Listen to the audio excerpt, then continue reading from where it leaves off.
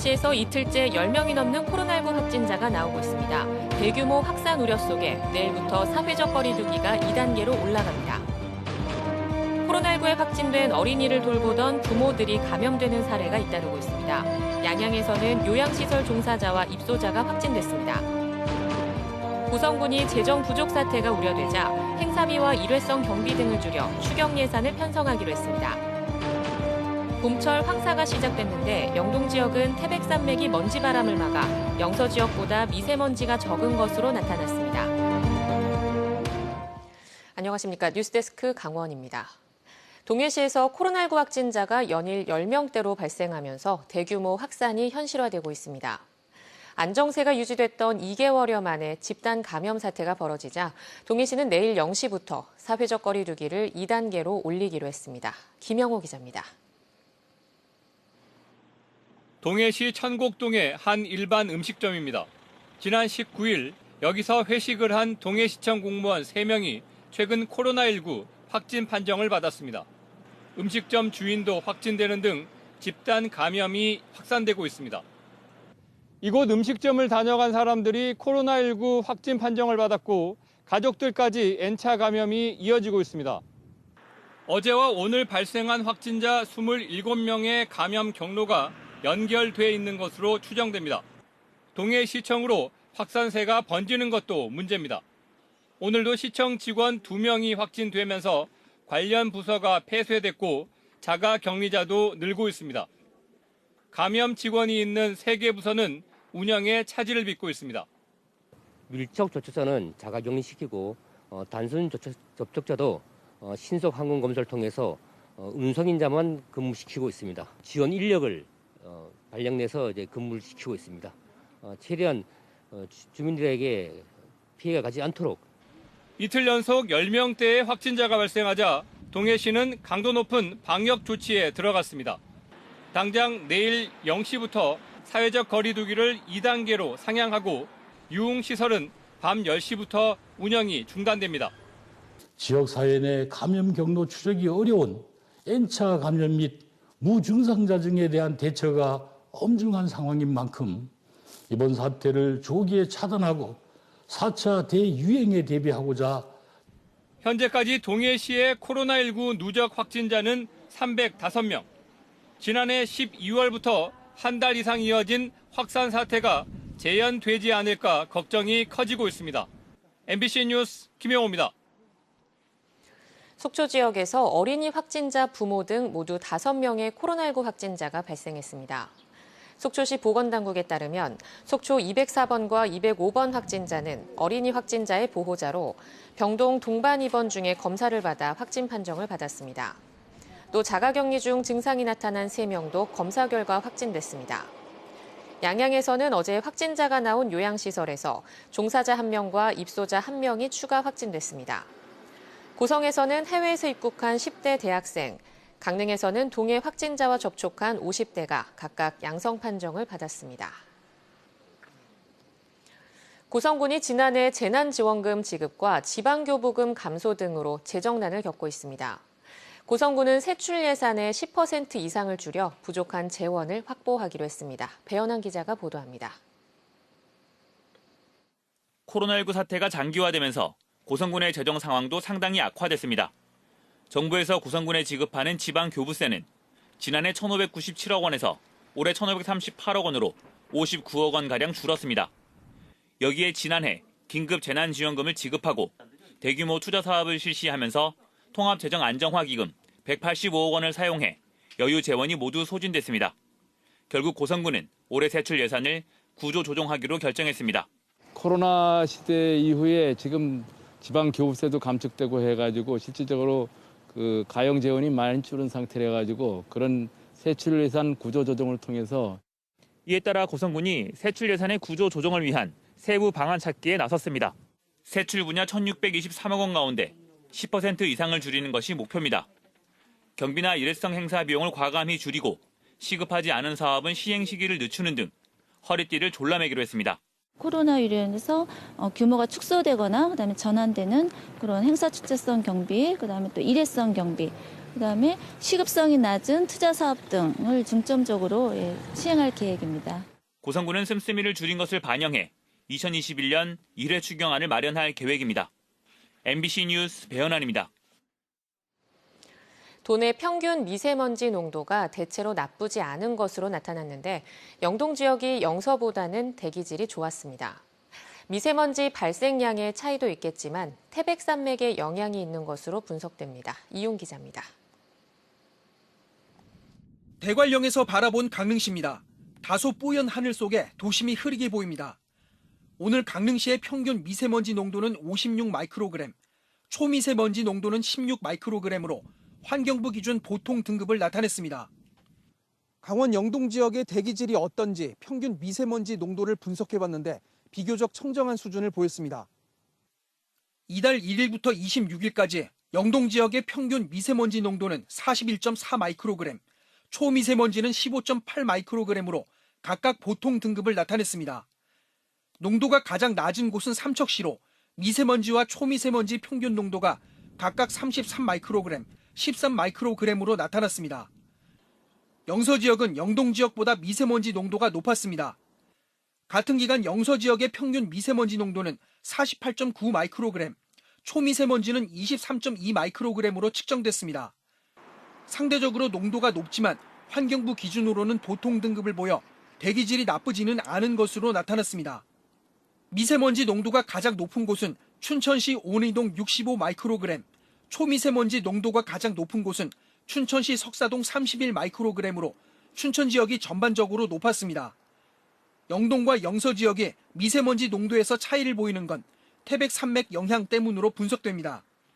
영동하고 영서 사이에 산맥이 있다 보니까 잘 확산이 안 되고 분지 지역이다 보니까 풍속이 되게 낮은 편이어서 수평이나 수직적 확산이 되게 적어서 평균적인 미세먼지 농도는 보통 등급이었지만 올해 1월부터 이달 26일까지 도내에서 미세먼지 특보가 발령된 횟수는 10차례로 한 차례에 불과했던 지난해 같은 기간보다 월등히 많았습니다. MBC 뉴스 이용입니다. 달라진 대입수능 체제에서 어제 처음으로 모의고사가 실시됐습니다. 올해 대입은 EBS 수능 출제 연계율이 크게 낮아지고 정시 모집도 확대돼 강원도 수험생들에게 불리할 거라는 우려가 많습니다. 강화길 기자가 보도합니다. 춘천의 한 고3 교실입니다. 올해 처음 대입 모의고사를 봅니다. 대학 수학능력시험 체제가 바뀌면서 처음 본 시험입니다. 2022학년도 대학 수학능력시험은 문이과 통합형으로 국어, 수학, 직업 탐구 영역의 공통 과목과 선택 과목 구조가 처음 도입됩니다. 또 사회과학 탐구 영역은 계열 구분 없이 최대 2과목을 선택할 수 있습니다. 때문에 수험생들은 수능에 대한 적응력을 높이는 기회로 삼았습니다. 협북과 작문 언어와 매체가 뒤로 몰려서 좀 당황했지만 이제 앞으로 모의고사를 3학년이 정말 많이 보니까 수능에 대해서 확실히 적응할 수 있을 것 같습니다. 영역별 표준 점수와 백분위 점수, 등급 등이 적힌 개인별 성적표는 4월 15일부터 학생들에게 전달됩니다. 수험생들이 개인별 학업 역량을 가늠하고 전략을 세울 수 있는 기회인 셈입니다. 그런데 바뀐 수능과 대입을 앞두고 강원도 내 일선 고등학교들이 갖가지 우려를 쏟아내고 있습니다. 우선 이번 수능부터는 EBS 교재 강의와 수능 출제 연계율이 기존 70%에서 50%로 크게 축소됩니다. 그만큼 사교육 의존도가 높아질 우려가 큰데 여건이 좋지 않은 강원도 수험생들에게 부담이 커질 수밖에 없습니다. 일반고 학생들은 수능이나 내신 이런 거 둘 다 챙겨야 하기 때문에 그래서 연계율과 상관없이 열심히 해야 된다는 생각이 들고 거기에 대입 전형에서 수시보다 정시 비중이 커지는 것도 또 다른 부담입니다. 수능 중심의 정시 비중은 전국적으로 24%. 하지만 서울 주요 16개 대학 중 연세대와 고려대, 서강대, 한양대 등 9곳은 정시 모집 비율을 40% 이상으로 늘렸습니다. 강원도 수험생들의 90% 이상이 수시 모집을 통해 대학에 진학하는데 불리한 여건이 아닐 수 없습니다. 최저 기준이라든가 이런 걸 낮추기 위해서 끝까지 정시를 본다는 생각으로 공부를 해야 된다고 생각됩니다. 게다가 코로나19까지 3중고에 부딪히면서 강원도 대입 수험생들의 진학 지도에 비상등이 켜졌습니다. MBC 뉴스 강화길입니다.